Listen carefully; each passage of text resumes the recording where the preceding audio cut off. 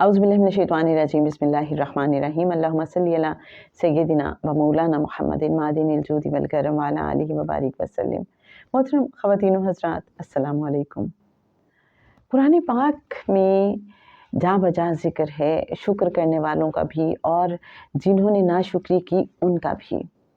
Overall अगर हम देखते हैं तो समझ आती है कि जिन्होंने शुक्र का रास्ता इख्तियार किया और ये समझा कि अल्लाह ने ये जो कुछ भी मुझे अता किया है ये मेरे अपने ज़ोरे बाजू का नतीजा नहीं है बल्कि मेरे अल्लाह की रहमत से है, और उन्होंने इस बात को समझा कि मुझे ये जो नेमत अता की गई है, ये जो मुझे अल्लाह ने इतनी ज़्यादा आसानियाँ अता की हैं, आसाइशें अता की हैं, हो सकता है इसमें मेरे लिए टेस्ट हो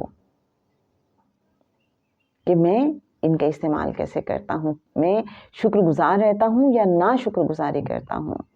जिन्होंने इस बात को फिर समझा और पा लिया, उनकी ज़िंदगी में नेमतों का इजाफा होता चला गया, और जिन्होंने नाशुक्री की, नाकदरी की, उनका अंजाम फ़िरौन जैसा हुआ।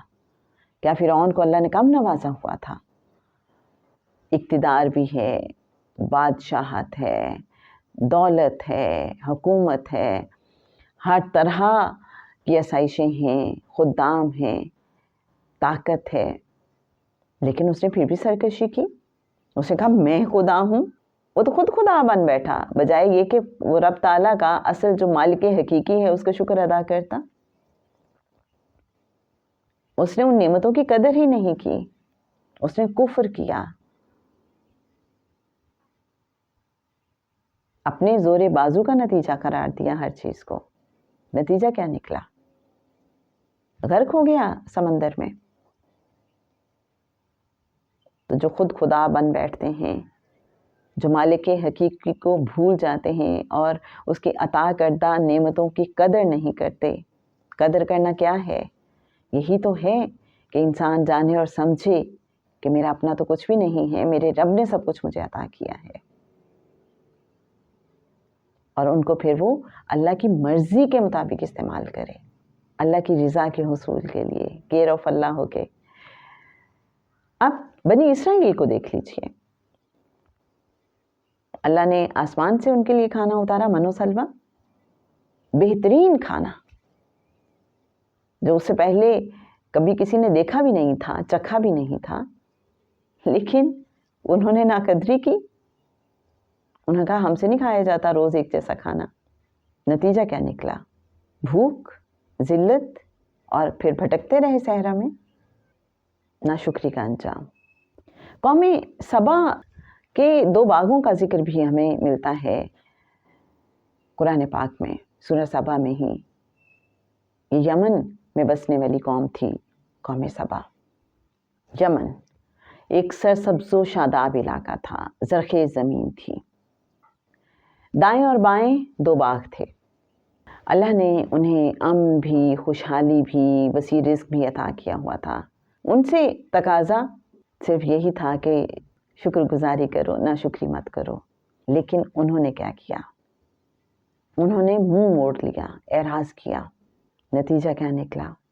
कि सैलाब आया, और ऐसा सैलाब आया उनके बाग ऐसे बागों से बदल दिए गए जिनमें कड़वे फल, झाओ और थोड़े से बेरी के दरख्त थे। आइए एग्जैक्टली तर्जुमा देखते हैं सूरह सबा की आयत 15 और 16 का। सबा वालों के लिए उनके मस्कन में एक निशानी थी, दाएं और बाएं 2 बाग थे। उनसे कहा गया अपने रब का दिया हुआ रिज़्क खाओ और उसका शुक्र अदा करो। ये पाकीज़ा शहर था और बख्शने वाला रब।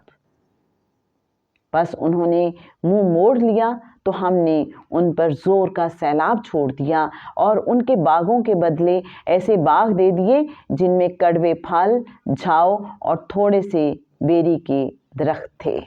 ये हमने उन्हें उनकी नाशुक्री की सज़ा दी, और हम सज़ा सिर्फ नाशुक्रों ही को देते हैं।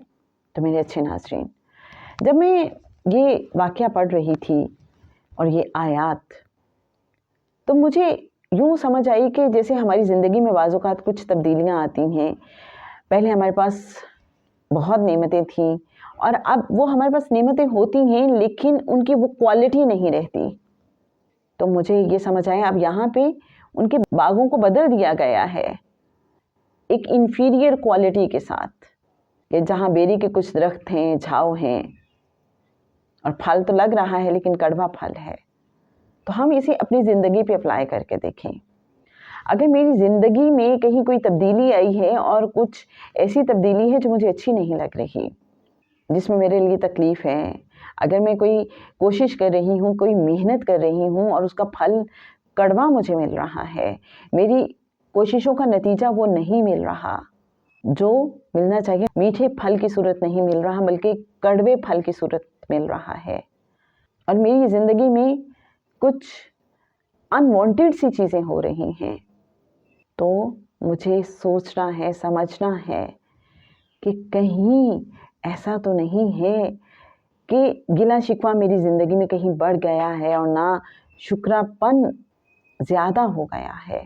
میں نے شکر گزاری کا دامن چھوڑ دیا، میں نے اللہ کی نعمتوں کا صحیح استعمال نہیں کیا، اسے اللہ کے مخلوق کے ساتھ نہیں بانٹا، ان نعمتوں کو اس طرح سے استعمال نہیں کیا جس طرح سے اللہ کو پسند ہے.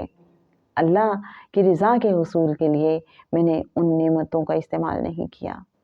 تو بس ہمیں ٹھہرنا ہے، اپنی زندگی کا جائزہ لینا ہے، دیکھنا ہے کہ اگر میری زندگی میں کچھ انوانٹیڈ چیزیں ہو رہی ہیں اور پہلے سب کچھ اچھا ہو رہا تھا، تو کہیں کچھ ایسا تو نہیں ہو گیا مجھ سے کہ میں نے نعمتوں کی قدر نہیں کی، کہ میں نے کوئی گلا شکوہ کیا ہے. اللہ والوں کو جب کوئی نعمت ملتی ہے تو وہ کیا کہتے ہیں؟ وہ کہتے ہیں یہ میرے رب کا فضل ہے. وہ یہ نہیں کہتے یہ میری کوششوں کا نتیجہ ہے.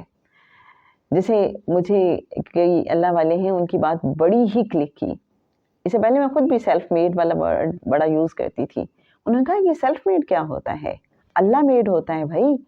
انسان کی کیا حیثیت اور اوقات ہے کہ وہ کہے کہ یہ سارا کچھ میں نے خود کیا ہے. ہم کہتے ہیں نا سیلف میڈ کا ورڈ یوز کرتے ہیں کہ یہ انسان کی اپنی محنتوں کا، کوششوں کا نتیجہ ہے کہ یہ انسان اس مقام پہ پہنچا ہے. ہم کہتے ہیں نہیں جناب، اس انسان نے اللہ کی عطا کردہ اپرچونٹیز اور ریسورسز، صلاحیتیں، قابلیتیں، اپنے جسمانی اعضاء، حواس خمسہ سب استعمال کیے تو وہ کسی مقام پہ پہنچا. تو اللہ میڈ ہے سب کچھ. حضرت سلیمان علیہ السلام کو جب اللہ نے عظیم سلطنت عطا فرمائی تو وہ کیا کہتے ہیں؟ سورہ النمل کی آیت نمبر 40 فرماتے ہیں یہ میرے رب کا فضل ہے تاکہ وہ مجھے آزمائے کہ میں شکر کرتا ہوں یا ناشکری. تو ہمیں بھی سوچنا ہے یہ جو فضل ہے، اللہ سے دعا کرنی ہے کہ اللہ پاک ہمیں شکر گزار بندوں میں بنا، اپنے قلیل بندوں میں شامل فرما.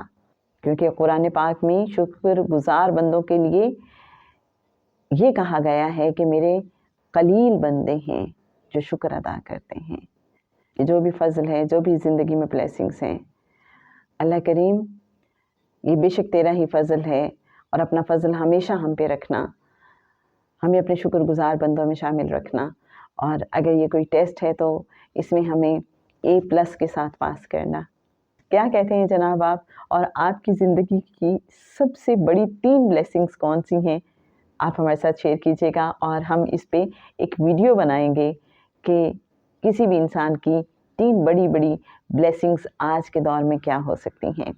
کمنٹس میں ضرور شیئر کیجیے گا آپ کی زندگی کی 3 بڑی بلیسنگز کیا ہیں. ہمیں انتظار رہے گا.